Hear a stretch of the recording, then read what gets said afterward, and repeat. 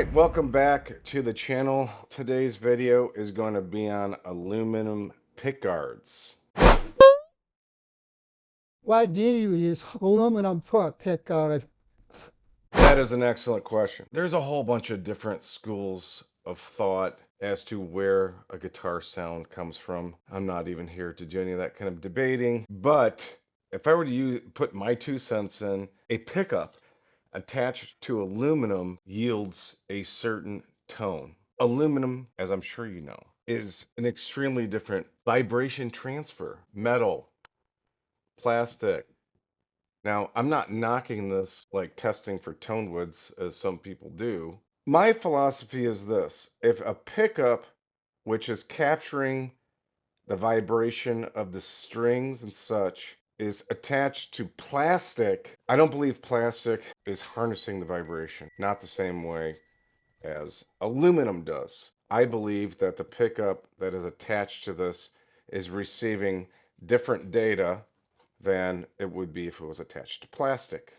The other reason why I wanted to use aluminum is that aluminum is strong enough where it doesn't require a whole bunch of screws. And as many of you know, and I believe there's videos on this on my channel, that I can attach this with a few magnets while the aluminum is inset into my guitar body and requires no screws whatsoever. This gives a very sleek, high-end, well-engineered that cheap plastic does not do for me. And again, this is my preference. I'm not saying nobody should use plastic. I like the quality of the aluminum, not to mention that I can get this aluminum powder coated in roughly 3,000 plus different colors or color schemes. And those color options alone are one of the best reasons to use aluminum. What I've done is I've made my pickguard template. I can transfer this using the tape and CA glue trick or double-sided tape. And essentially you can make anything you would like out of the aluminum. And just as a side note, I do make my control cavities out of this material as well. And I'm about to show you how I do it. Now, this metal blade on this saw is all that I use to do my pickguards. I like to keep it just, this is the thing. I'm not switching out blades in my bandsaw for metal ones because I only have one bandsaw. So this cheap tool from Harbor Freight, I love it, literally does the trick.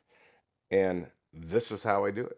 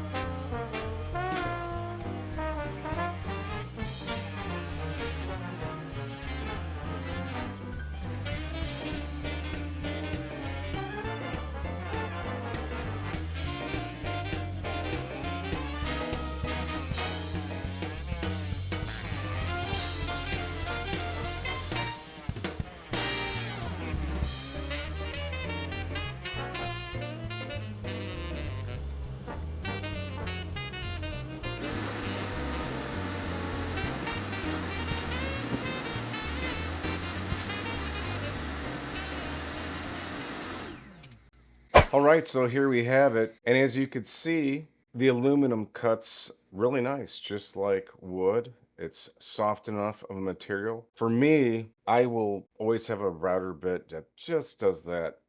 It'll do the aluminum, and then I won't use it on the wood or vice versa with the other ones. So let's see how this fits. All right, like a glove.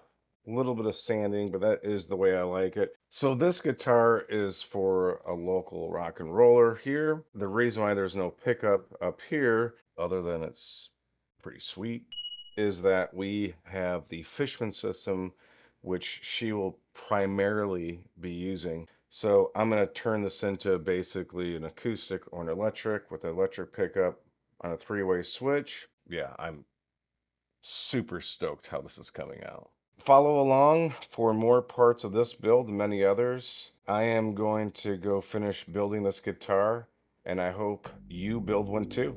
Thanks.